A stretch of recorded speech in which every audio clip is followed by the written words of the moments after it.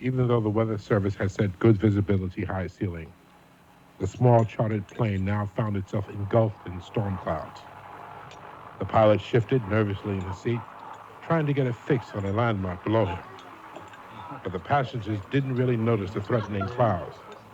They were too busy enjoying this, the first leg of their college homecoming celebration. They were the newlyweds, Barney and Dorothy Lindstrom, class of '75, who were going back to revisit the site of their engagement. There was E.G. Randolph, class of '38, recently rehired as a teacher by his alma mater.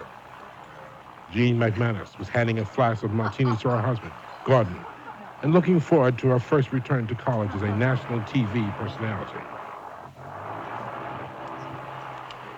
When the engine first sputtered, the altimeter read 5,000 feet.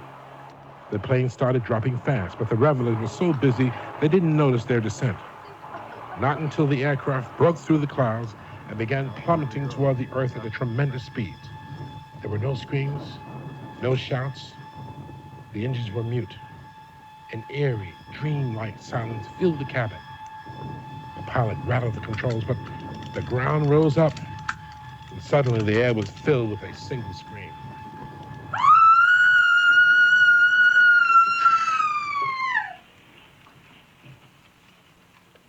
The plane sits on the desert sands completely still.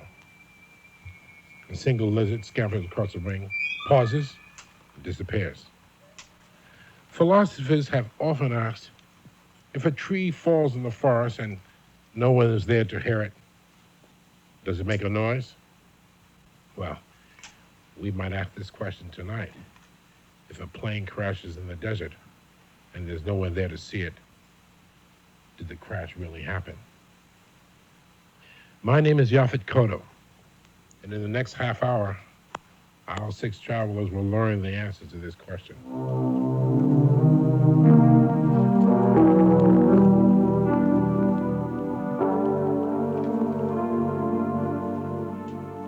Tonight, live from the Magic Castle in Hollywood, a Halloween story. Starring John Carradine, John Clark, John Houseman, Casey Kasem, Gene Kasem, June Lockhart, Gary Owens, Lynn Redgrave, and our host, Yaphat Koto.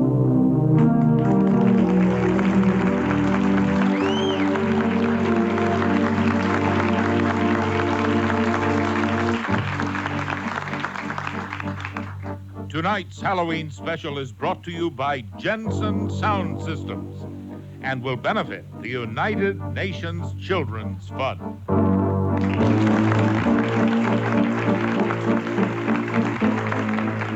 Good evening. This is Marvin Miller.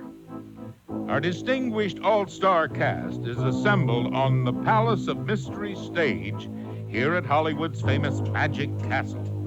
And in a moment, they'll return with part 1 of A Halloween Story. We're here at a Jensen car audio dealer getting ready to see and hear the grand prize in the Jensen Travel First Class Sound Sweepstakes. There it is, an incomparable Porsche 928 equipped with Jensen sound. Well, sir, Yeah? how do you like it? Beautiful. Sounds just beautiful. But the Porsche, young man, how would you like to win a Porsche? Gee, it sure sounds like a Jensen. It's a Porsche. We're talking about a $38,000 machine here. For sound like that, it doesn't surprise me. Yes, and you could win one of over 1,000 other great prizes, including Jensen home speakers, car audio systems, disc washer record care systems, and more. Complete details are at your participating Jensen dealer. No purchase is necessary. The Jensen Travel First Class Sound Sweepstakes is limited to licensed drivers 18 and older and is void where prohibited. Entries must be in by November 30th, so hurry. Win a terrific Jensen car sound system and a Porsche 928 to go with it. Hey, turn that Jensen off. Aside from the crisp, clear days and joys of family and friends, autumn is a time for reflection, an opportunity to put accomplishments in perspective and establish goals for the future. For UNICEF, the United Nations Children's Fund, this means a hard look at what it's like to be a child in today's world. Unfortunately, life continues to be a struggle for millions of boys and girls. In some areas of the developing world, a child has only a 50-50 chance of surviving adolescence.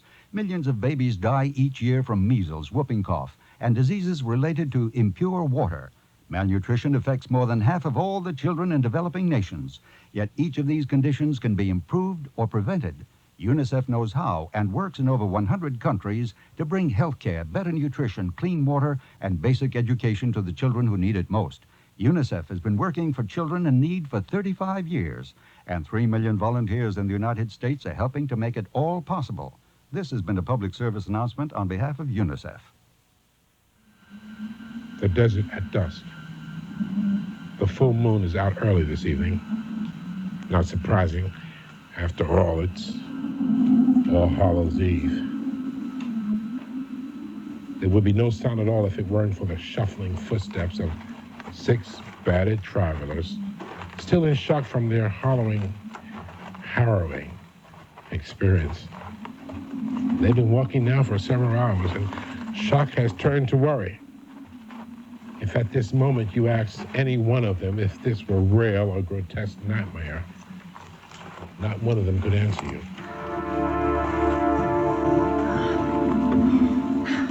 Next time I'm in a plane crash, remind me not to wear spiked heels. So next time we go to your reunion, my darling wife, remind me not to fly. Oh, How will we get there? Well, I'll walk.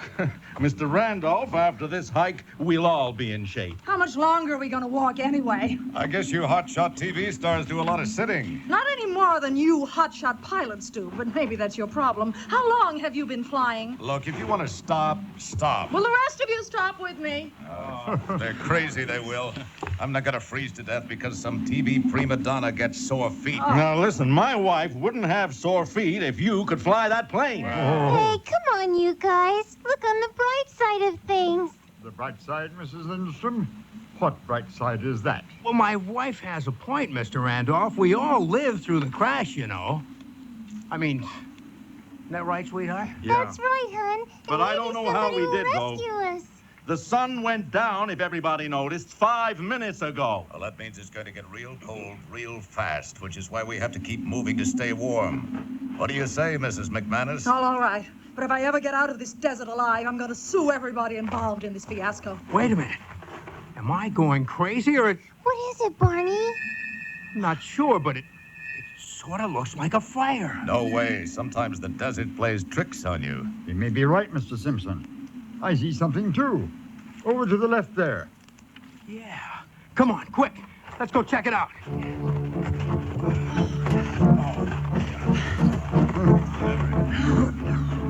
Oh, my God, there is a fire. And a person. No, 2 people. That's impossible. We're in the middle of nowhere. Over here. Come over. Warm yourself. Well, let me shake your hand, mister. It's the only part of me that's not numb. You'll never know what a godsend you are to us. My name is Jean McManus. I'm Bartholomew Kingsley, and this is my wife, Sibella. Oh, thank you, everybody here. Come on now, huddle around our fire. We've some coffee. Wonderful. I'd love a cup.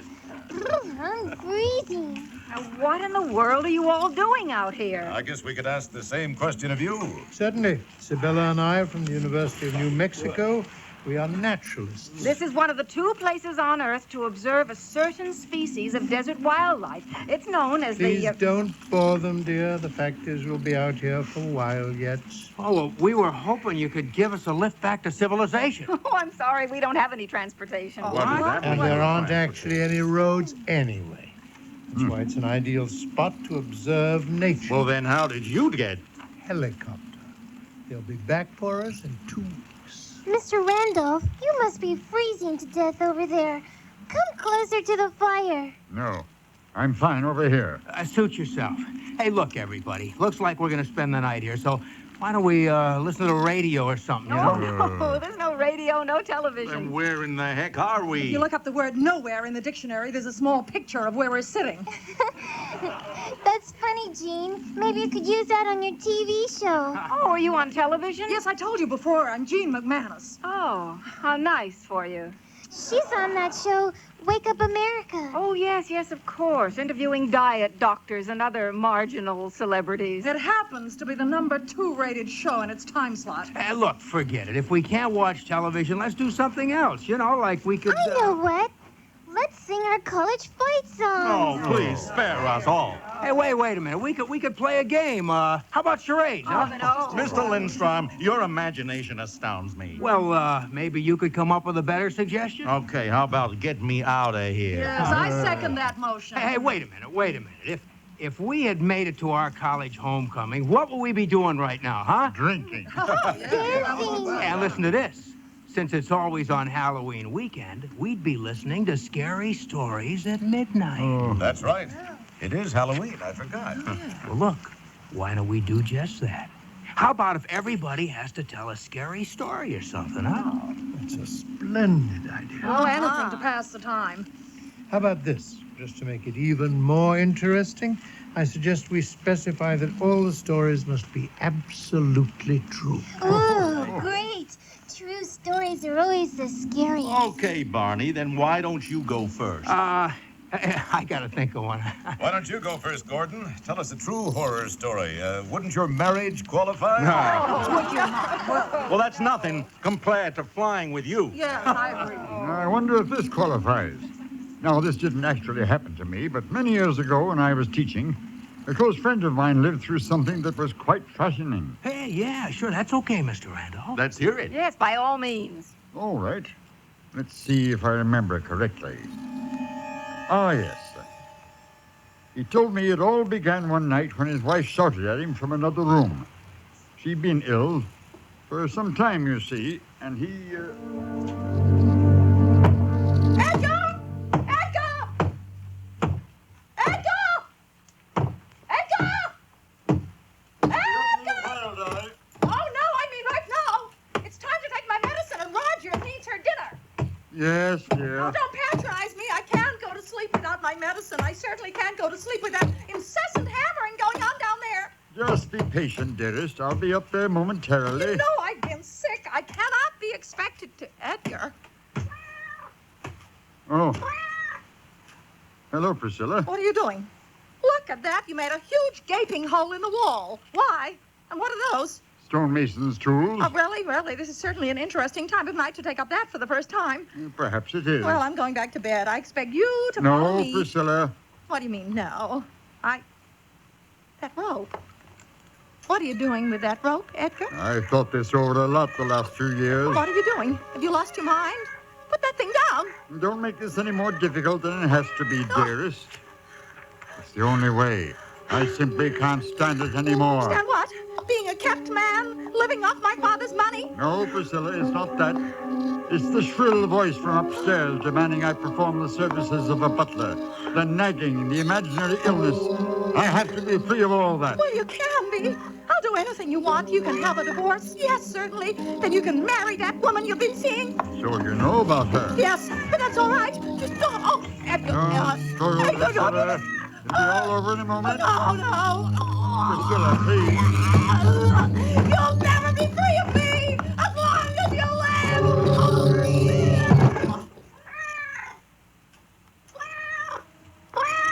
Roger the cat saw everything with her yellow eyes. It saw him put Priscilla's body inside the wall, plaster the wall, and cover over the plaster with the exact same wallpaper the rest of the house was papered with. Now, all my friend had to do was report to the police that Priscilla was missing.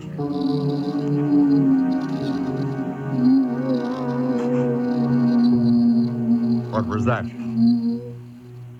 Could it be his imagination? Or was she still... No, it couldn't be. He put his ear next to the wall. What he heard made icy perspiration ooze out of every pore of his body. He knew she was dead, but he was absolutely sure of it, and yet that sound, that voice from another world. Who could it be at that hour? He stood in the doorway, frozen with fear. Yes? It's the police, sir. Would you open the door? Why, what's the problem? Would you open the door, sir? Sir. All right, hold on. What is it, officer? We had some complaints from your neighbors.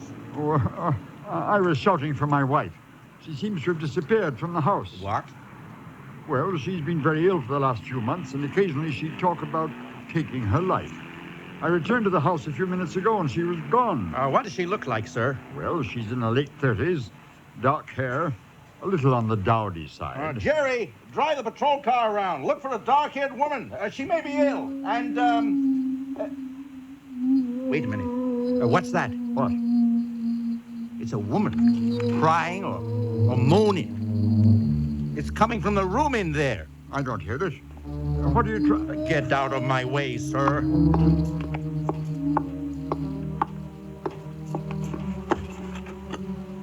Well, I'll be darned. Well, would you look at that? Oh, my God.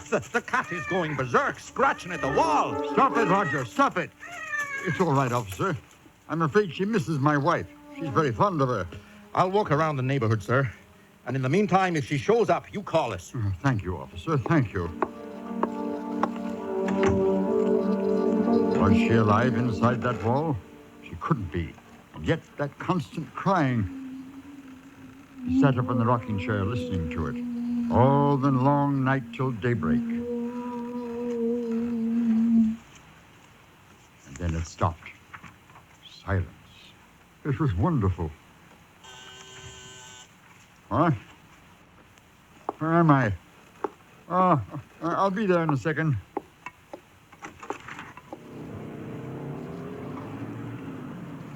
Sorry, sir. I'm very sorry to bother you. Who are those men with you? Well, they've got something to show you, sir. It isn't too pretty. You'd better brace yourself. Come on in, boys. Yes, certainly. Put it down there. What is it? A woman we fished out of the river not more than 24 hours ago. My wife? It's hard to tell, sir. You see, the body got caught in the propeller of the boat. We need someone who knew the deceased. Pull back the sheet, Jerry.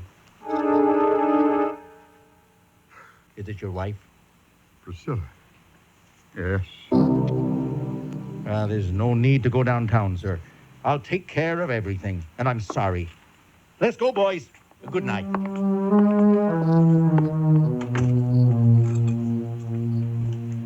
He knew he could never chance leaving that house, not for a second. He never did. He'd just sit there in his rocking chair listening.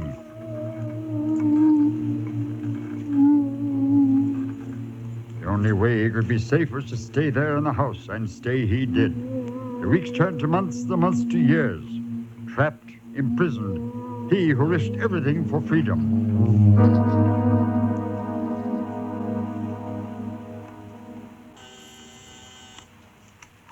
Yes, may I help you? Good day, sir. I'm Mr. Kirkland from the bank. Is there some problem? I'm afraid so. It seems you've overdrawn your account, sir. It appears the money your wife left you is all gone. Gone? In so short a time? Sir, your wife has been dead for 40 years now. 40? It seems like only yesterday.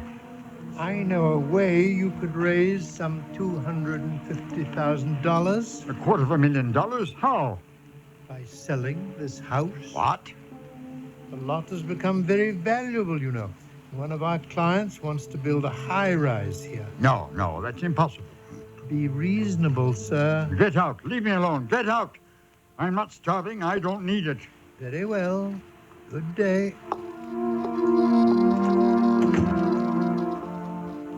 But he was starving. He hadn't eaten in 4 days. That night, when the wailing returned again, he made a decision. He would open up the wall and confront whatever it was that was making that sound.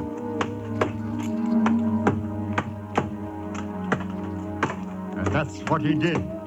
It only took a few minutes, and finally, when there was an opening large enough for him to peer into, he saw the decayed corpse of a woman dead 40 years. As he stared at the pile of cloth and rotted flesh, that horrible wailing that had pervaded his life for so long continued. But how? Why? Then he saw it. The source of the sound that had made him a prisoner of his own home. There it was, just above and to the right of the body. a tiny hole he'd made when he first broke through the wall. And it was the sound of the wind rushing through it that actually made the unearthly sound he'd been hearing all this time. He reached in and placed his finger over the tiny opening in the wall. The sound suddenly, finally ceased. Only to begin again when he removed his finger.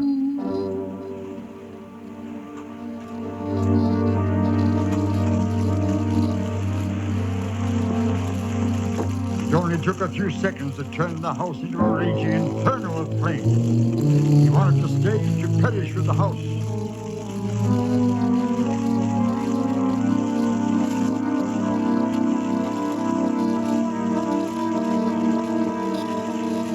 But even that freedom was denied him. They rescued him, brought him to a hospital, and later when he awoke and asked the question, "No, sir. Nothing was found among the ashes. Everything was burned to a fine powder." if only he'd set the fire 40 years before. But no matter. What's done is done. And the fact that he wasted all those years is just something with which he must live, and something with which he'll die.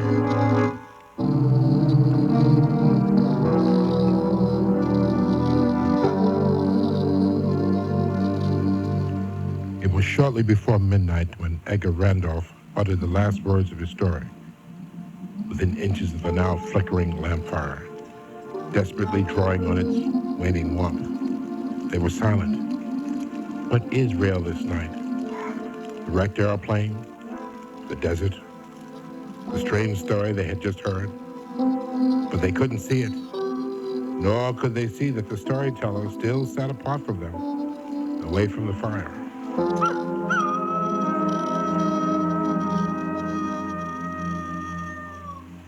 You're listening to A Halloween Story, starring John Carradine, John Clark, John Houseman, Casey Kasem, Jean Kasem, June Lockhart, Gary Owens, Lynn Redgrave, and our host, Yaphat Koto.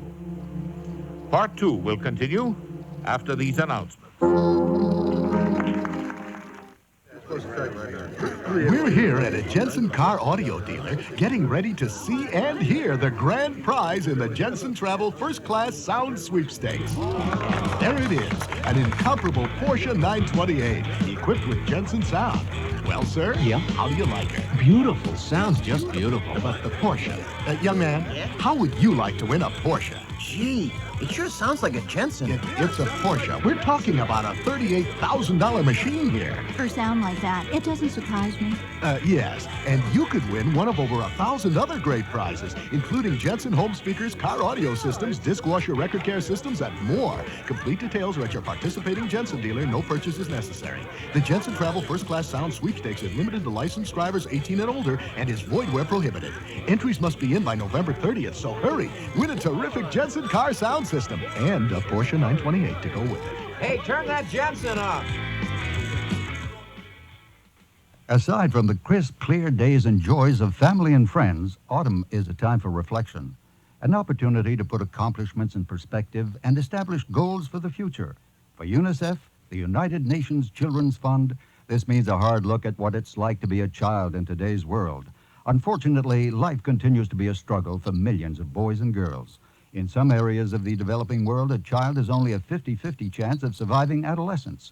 Millions of babies die each year from measles, whooping cough, and diseases related to impure water. Malnutrition affects more than half of all the children in developing nations. Yet each of these conditions can be improved or prevented. UNICEF knows how and works in over 100 countries to bring health care, better nutrition, clean water, and basic education to the children who need it most. UNICEF has been working for children in need for 35 years, and 3 million volunteers in the United States are helping to make it all possible. This has been a public service announcement on behalf of UNICEF.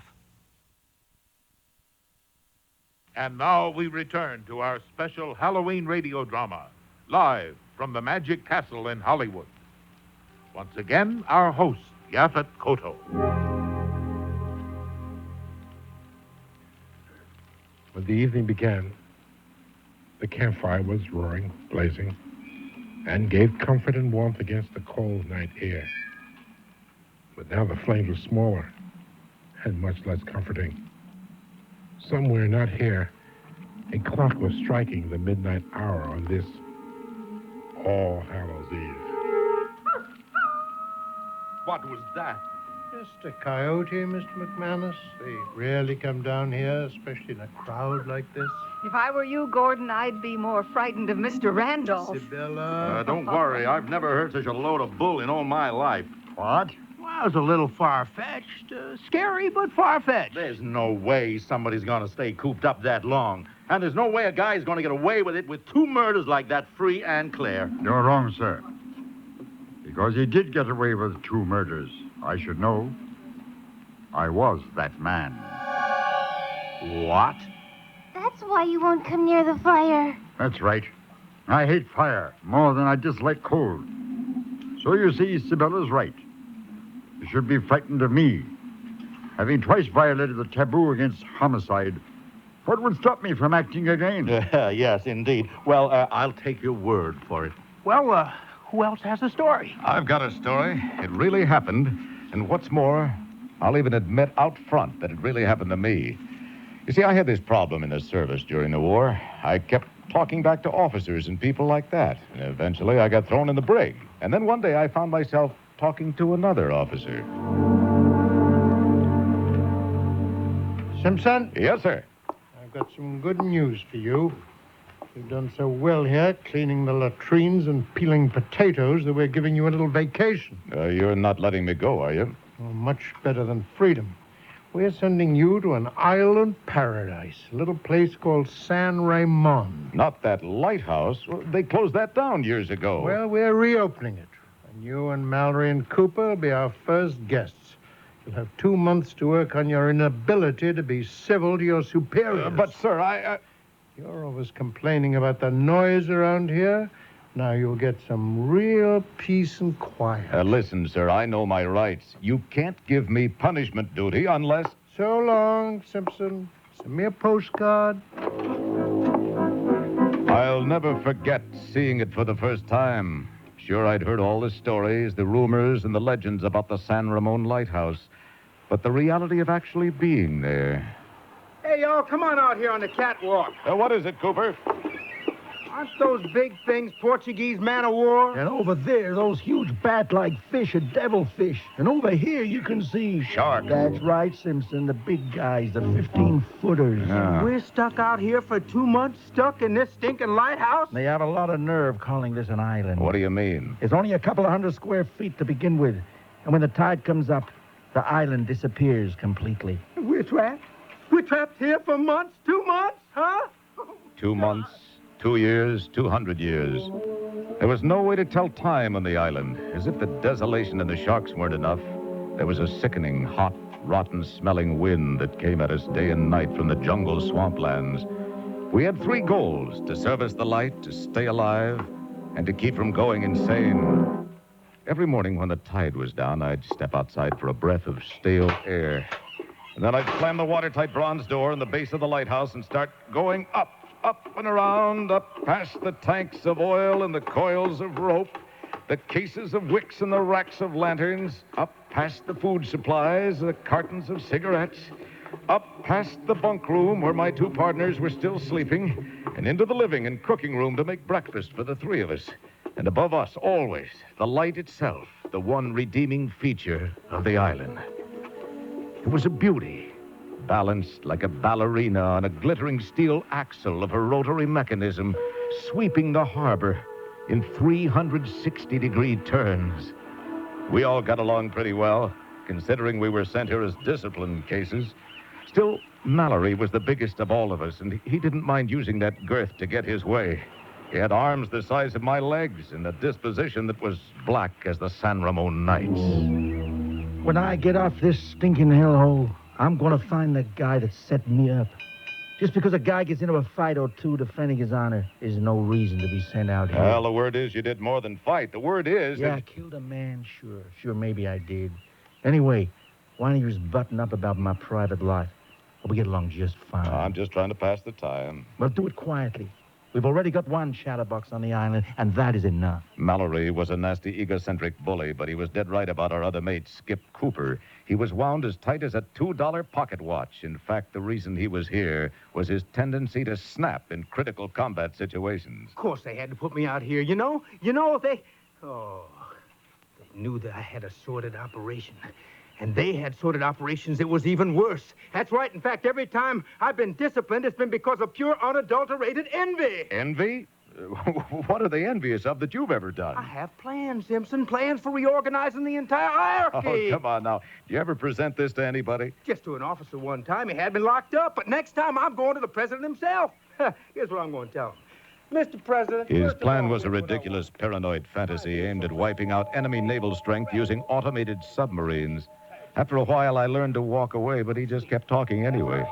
Those were the two men I was stuck with, stuck for 2 solid months. And somehow I managed to get through the first 7 weeks. But the first day of the 8th, I spotted something peculiar. At first, it was just a tiny speck of white on the horizon. I stared through the telescope, waiting for it to come closer. Mallory!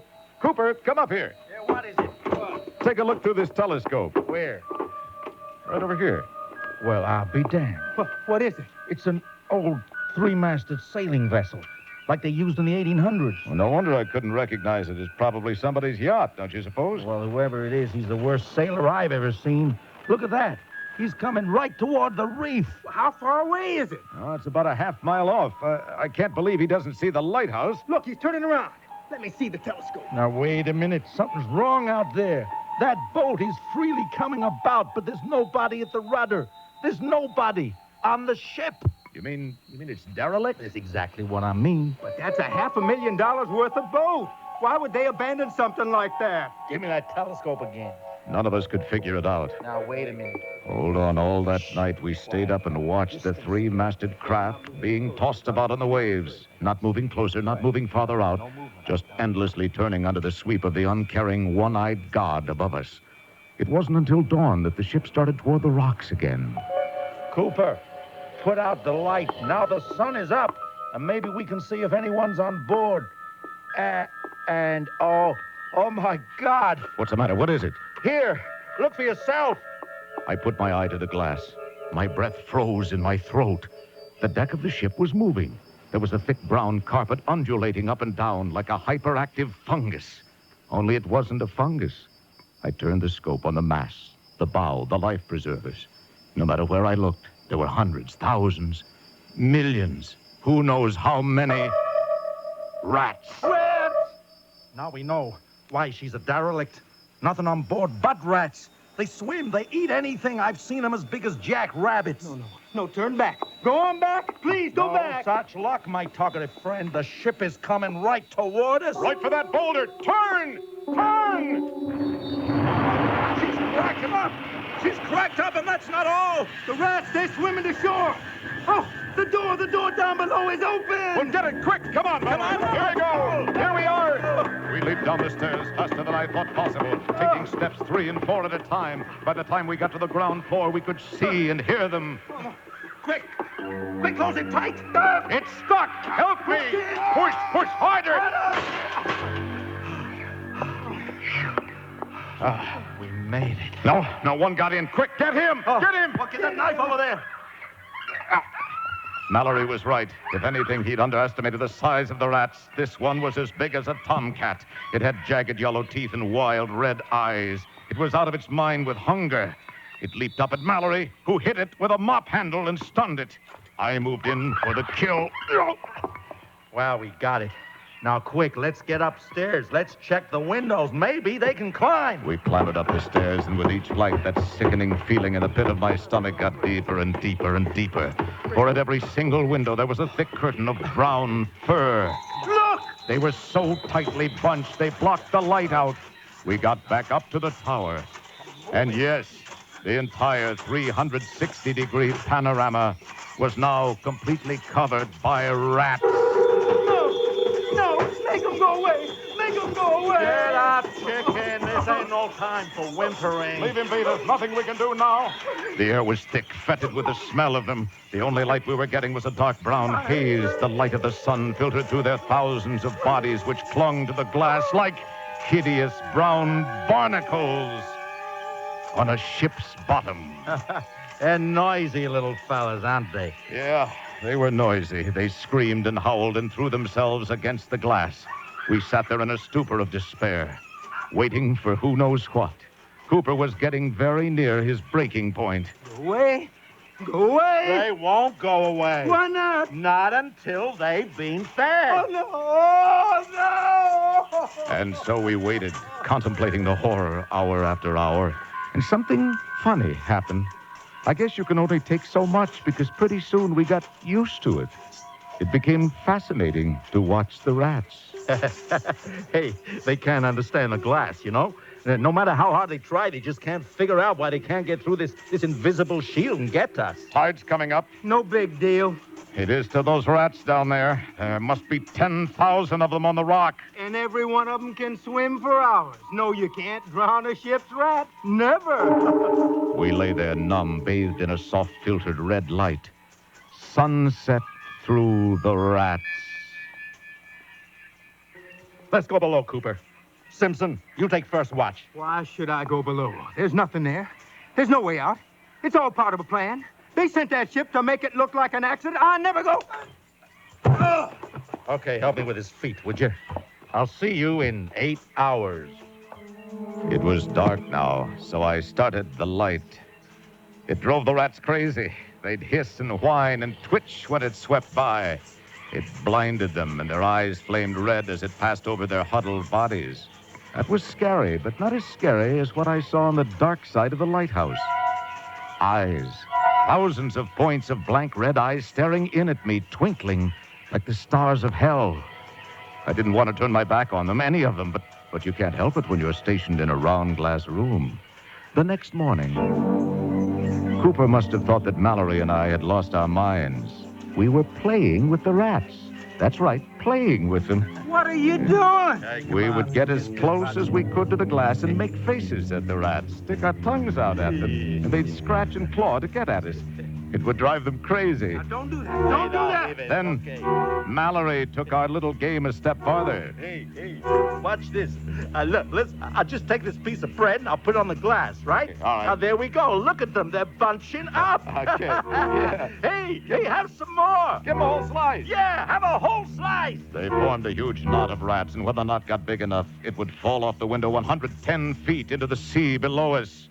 Look at that, those sharks. Now they're getting them. I never thought I'd say this, but the sharks are helping us up here. We both turned around to see what Cooper was doing. He was standing against the window, spread-eagling his body against the glass. Cooper! Suddenly he leaped back. Look! The rats had bunched up to get at him, forming a grotesque silhouette. Ladies and gentlemen, my portrait in rats! Rats! Rats! This kind of thing went on all day long, until finally I just couldn't take it anymore. I was half dead with the mental exhaustion of trying to stay alive. I dragged myself down to my bunk, about to drop off, when I heard a new noise. I went downstairs, and I saw it. One of the window panes was sagging in. Oh, my God! The rats must have eaten through the wood on the outside of the glass! Mallory! Cooper! Look at the window! They'll be in here any second! Quick! The trap door shut! Here we are! Okay, I've got it! We have one more problem here, and it's the trapdoor! It's wood, too! Listen, noise. Hey, you can already hear them working on it. It wasn't. Mallory, Simpson, they're pushing up on the door with their weight. Well, now then, all of us, come on, stand on the thing. Stand on the trap. Weigh it down. Push it down. But it wasn't enough. Push it. The rats slowly lifted the trapdoor in our bodies just far enough for two of them to leap into the supply room. Push it down. Get the catch. Get the pouch. Push it. I grabbed a marlin spike and nailed one in midair. But Mallory wasn't so lucky. The one remaining rat took a gigantic chunk out of Mallory's arm. Blood was pouring out everywhere.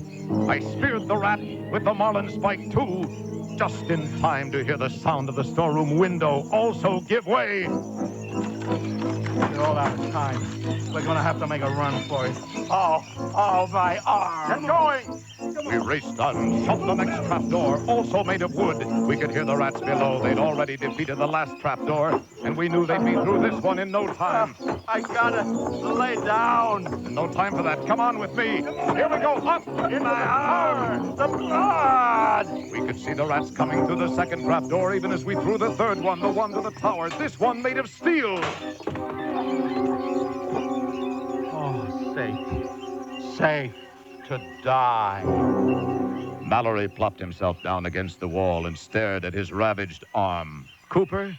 Well, he was huddled over in another part of the room, talking softly to himself. And down below us, the rats. We could hear them fighting over our food supplies. The ones on the window didn't move at all. They were waiting for another meal. And I had a feeling they might not have long to wait. Mallory was unconscious. Now it was just me and Cooper. I rolled over and fought to clear my head when I saw Cooper standing near the window. What was he doing? He had a wrench in his hand, and he was tapping at the glass. Not quite hard enough to break it, but almost. Would you like to come in, huh? No, Cooper! There's no point in us going on. Maybe we better just let him in or something. Oh! He was out for good this time, and I was all alone now. It was just me and the rats. That night, I tended the light as always, but the flame was consuming what was left of our oxygen. At midnight, the light went out for good. There was nothing to do now. Occasionally, I'd strike a match, and I'd see millions of tiny red eyes all around, watching, waiting. Down below, it was quiet also. I guess they'd eaten all our food, because a deathly pall hovered over the entire lighthouse. Quiet, so very quiet. Then I heard it. It was a cornet, or a trumpet. I crawled over to the glass and looked out. There in the channel was a small freighter, a banana boat that had wandered off course. It was easy to get sucked into the reefs without the light we provided, but this boat was drifting toward us ever so slowly. Unaware, there was trouble ahead. I watched in horrified fascination as she ran aground on a reef not 200 feet from the lighthouse. It was so gentle. The trumpet player didn't even miss a note. That's all. The sun came up the next morning, and there wasn't a rat left on the entire island, not a one. Yes, every single rat had gone back to sea on a brand new ship. The only contact today with the water that I have is an occasional Sunday afternoon sail in a small boat. And often I'll see a small freighter go by, and even now I'll get a chill up my spine, because I know that somewhere out there is a ship with no crew. At least, no human crew.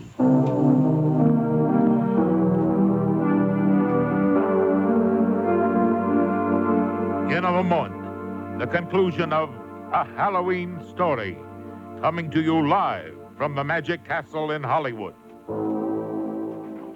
We're here at a Jensen car audio dealer getting ready to see and hear the grand prize in the Jensen Travel First Class Sound Sweepstakes. There it is, an incomparable Porsche 928 equipped with Jensen sound. Well, sir, how do you like it? Beautiful. Sounds just beautiful. But the Porsche. Young man, how would you like to win a Porsche? Gee, it sure sounds like a Jensen. It's a Porsche. We're talking about a $38,000 machine here. For sound like that, it doesn't surprise me. Yes, and you could win one of over 1,000 other great prizes, including Jensen home speakers, car audio systems, disc washer record care systems, and more. Complete details are at your participating Jensen dealer. No purchase is necessary. The Jensen Travel First Class Sound Sweepstakes is limited to licensed drivers 18 and older and is void where prohibited. Entries must be in by November 30th, so hurry. Win a terrific Jensen car sound system and a Porsche 928 to go with it. Hey, turn that Jensen off. Aside from the crisp, clear days and joys of family and friends, autumn is a time for reflection, an opportunity to put accomplishments in perspective and establish goals for the future. For UNICEF, the United Nations Children's Fund, this means a hard look at what it's like to be a child in today's world. Unfortunately, life continues to be a struggle for millions of boys and girls. In some areas of the developing world, a child has only a 50-50 chance of surviving adolescence. Millions of babies die each year from measles, whooping cough, and diseases related to impure water. Malnutrition affects more than half of all the children in developing nations. Yet each of these conditions can be improved or prevented. UNICEF knows how and works in over 100 countries to bring health care, better nutrition, clean water, and basic education to the children who need it most. UNICEF has been working for children in need for 35 years, and 3 million volunteers in the United States are helping to make it all possible. This has been a public service announcement on behalf of UNICEF. And now the conclusion of the Halloween story.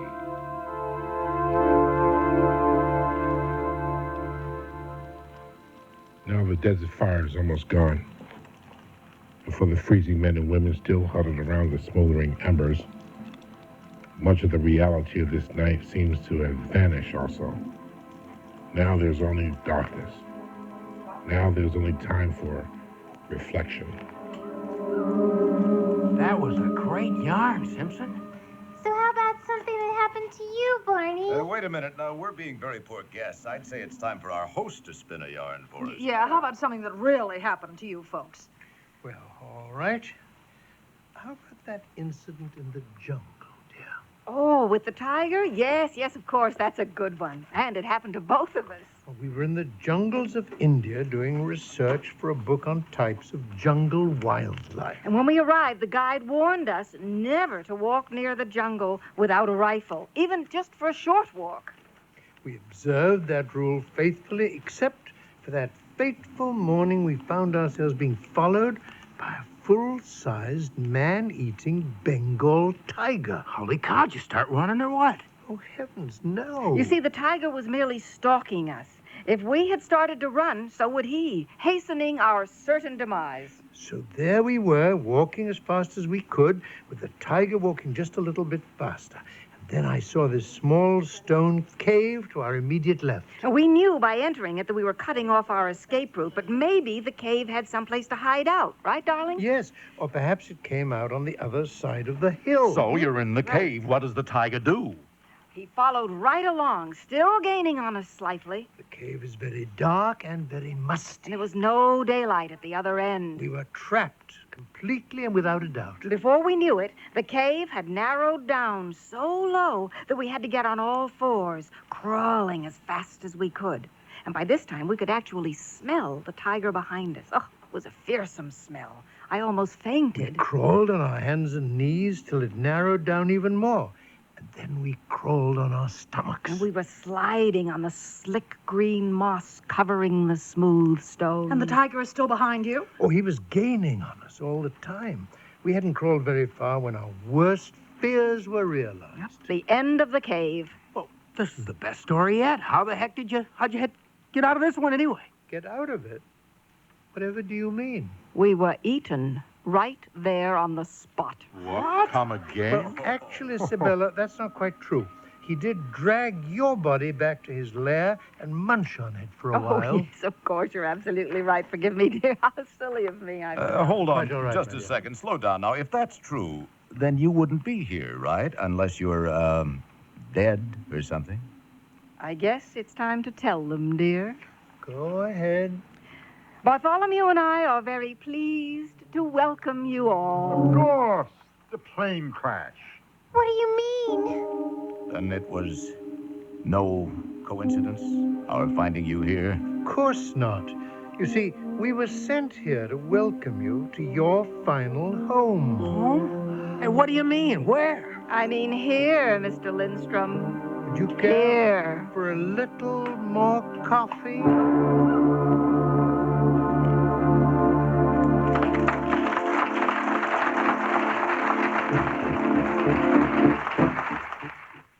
We're here at a Jensen car audio dealer getting ready to see and hear the grand prize in the Jensen Travel First Class Sound Sweepstakes. There it is, an incomparable Porsche 928 equipped with Jensen sound. Well, sir? Yeah? How do you like her? Beautiful. Sounds just beautiful. But the Porsche. Young man, how would you like to win a Porsche? Gee, it sure sounds like a Jensen. It's a Porsche. We're talking about a $38,000 machine here. For sound like that, it doesn't surprise me. Yes, and you could win one of over 1,000 other great prizes, including Jensen home speakers, car audio systems, disc washer record care systems, and more. Complete details are at your participating Jensen dealer. No purchase is necessary. The Jensen Travel First Class Sound Sweepstakes is limited to licensed drivers 18 and older and is void where prohibited. Entries must be in by November 30th, so hurry. Win a terrific Jensen car sound system and a Porsche 928 to go with it. Hey, turn that Jensen off. Aside from the crisp, clear days and joys of family and friends, autumn is a time for reflection, an opportunity to put accomplishments in perspective and establish goals for the future. For UNICEF, the United Nations Children's Fund, this means a hard look at what it's like to be a child in today's world. Unfortunately, life continues to be a struggle for millions of boys and girls. In some areas of the developing world, a child has only a 50-50 chance of surviving adolescence. Millions of babies die each year from measles, whooping cough, and diseases related to impure water. Malnutrition affects more than half of all the children in developing nations. Yet each of these conditions can be improved or prevented. UNICEF knows how and works in over 100 countries to bring health care, better nutrition, clean water, and basic education to the children who need it most. UNICEF has been working for children in need for 35 years, and 3 million volunteers in the United States are helping to make it all possible. This has been a public service announcement on behalf of UNICEF. Tonight's special live Halloween drama from the Magic Castle in Hollywood was made possible by Jensen Sound Systems. The NBC Radio Network is proud to announce that all commercial proceeds from tonight's program, along with the performances of our all-star cast, staff, and production crew, have been provided to benefit the United Nations Children's Fund. A Halloween Story was written by Richard Proctor and starred John Carradine, John Clark, John Houseman, Casey Kasem, Gene Kasem, Marvin Miller, June Lockhart, Gary Owens, Lynn Redgrave, and your host, Yaphat Koto. Music for this live drama was scored and played by Ray Colcord. Sound effects by Bill Brownell and Bob Mott. Network engineers, Bruce Briggs and Tom Pearson. Technical director, Stuart Sloak. Audio assistants, Andre Groton and Norman T. Balone. The associate director for this drama was Christine Coyle. The associate producer, Gene Frost. And for NBC Radio, Maury Trumbull, director of programs. The entire production was under the direction of Richard Orkin and was produced by Jeffrey Sudikoff for the NBC Radio Network. I'm Rod Roddy, wishing you all a happy Halloween.